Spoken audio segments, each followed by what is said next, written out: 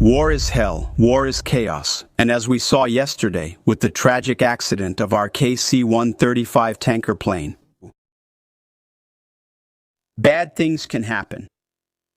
American heroes, all of them, and just as I did with all of them, as we did, we will welcome these heroes in Dover, and their sacrifice will only further strengthen our determination in this mission. But war, in this context and in the pursuit of peace, is necessary. Regarding the latest news about Operation Epic Fury, we bring the sad breaking news. Meanwhile, the U.S. CENTCOM confirmed that all 6 American service members on board a refueling aircraft died after a crash in western Iraq. Once again, we are now receiving this update from CENTCOM. The crash itself is still under investigation, but the U.S. military says it was not caused by hostile fire or friendly fire. And the identities of the service members may be released later today as soon as the families are notified. The United States Central Command confirmed that the 6 people on board that aircraft died. At this moment, I want to call a great friend of the program, Matthew Weiss Buckley, retired F-18 pilot of the United States Navy. Top Gun graduates and founders of NOMO, the Fallen Heroes Foundation, will talk more about this. And Weiss, thank you very much for taking the time to be here with us today. Good morning, Josh. What a sad day, but thank you for having me. Of course. And I hope you can start by telling us a little about the aircraft involved here. It's a KC-135. Could you explain to people what that is?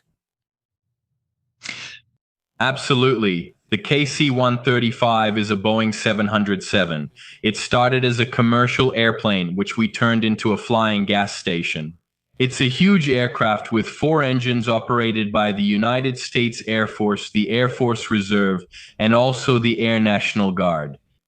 From what it looks like, there were 2 KC-135 tanker planes over Iraq, meeting in the middle of a realistic mutual refueling, so one tanker plane can refuel the other when it's leaving the station to return to base. It looks like it was a mid-air collision. I saw the photos of the other KC-135, the vertical stabilizer. Almost half of it was torn off. So, Josh, could this have happened in peacetime? This wasn't hostile fire, and unfortunately, when I saw the news last night, I knew there wouldn't be any survivors. The KC-135 doesn't have ejection seats. They took out the parachutes years ago, so basically there was no escape for the crews. May God bless the 6 lost aviators and their families. I've refueled on those KC-135s hundreds of times, probably. I've refueled on both of those aircraft. It was a welcome sight. I'd take off from the Abraham Lincoln, and we'd meet the tanker plane over Saudi Arabia. To top off the fuel before flying, an even more welcome sight was topping off the fuel on the way back to the ship. It was cool, Josh, to join up with those tanker planes because they had the name of the state on the tail. Seeing the flag of Alabama, North Carolina, or Alaska always made me smile. We're here, in the skies over the Middle East, and there are my fellow Americans from another service. Brother, it's just heartbreaking. It's very sad today. And I wanted to ask you about the statement released by CENTCOM, because they were very quick to make sure everyone knew it wasn't hostile fire or friendly fire. Why is it so important to make sure that information gets to people immediately? Well, it's sad, Josh, that they even have to do that, isn't it? Because obviously immediately online, people are terrible, aren't they? They say, oh no, it was shot down and they're lying. For us, that's the first personal reaction. We don't fly refueling planes near hostile fire or danger zones. That's what fighter jets are for. Bombers are essential for military aviation. They fly over friendly skies and are kept away from hostile environments. For this reason, they are flying gas stations and are unprotected. So, unfortunately, CENTCOM always has to include, if that's the case, that this was not hostile fire. But Josh, it's really sad when people assume they're lying. Although you can see that the other plane that was hit landed safely at Ben Gurion Airport in Israel, confirming that it was a mid-air collision. It wasn't fire coming from the ground, surface-to-air fire. It wasn't friendly fire. It wasn't. None of the above cases was a mid-air collision. Unfortunately, when you have 2 large planes sharing the same airspace, bad things can end up happening. Now, of course, as you can imagine, there will be some kind of investigation that will have to be carried out. So, how does something like this work again? This is still very recent. This just happened a few hours ago. Everything is still being put together. At this moment, we know that the military personnel who died in this accident ainda não foram identificados publicamente. the families still need to be notified.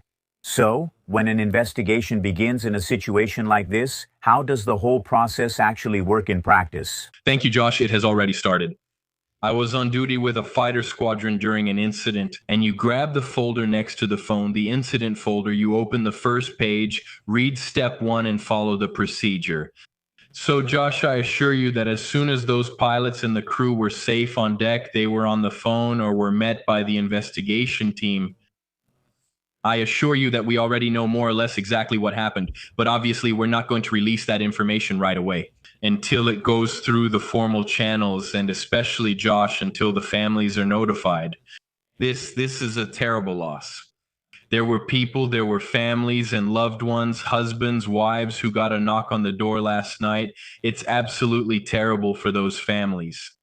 The investigation will run its course. The results will be released because whenever two planes collide, the investigation is relatively quick. Obviously, And I need to ask because there's a lot of misinformation, disinformation going around. You kind of mentioned this at the beginning, but what is maybe one or some of the pieces of misinformation about a situation like this? What have we seen that you would like to make sure people fully understand?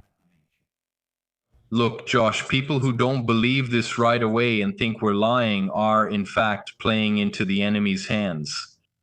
I've already seen, Iranian outlets claiming that they shot this down. You're actually on the enemy's side if you believe that propaganda. It was an accident, as I said, that could have happened over the United States, an air collision. Josh, look at the Air Force Thunderbirds or the Navy Blue Angels. They fly just inches from each other and even trade paint. Sometimes then mid-air collisions happen. This wasn't enemy fire. It's sad to see people judge so quickly. I mean, you and I know how long it's been. It feels like forever. But we talked last week about the shoot down in Kuwait of 3 F-15E Strike Eagles. We had to deny it right away when they said they were shot down by Iran. It was just conspiracy theorists and the tinfoil hat crowd.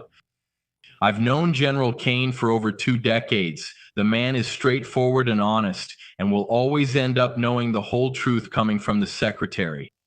Oh, sorry, from General Kane. I know very well personally that he feels this. He feels each one of these deaths.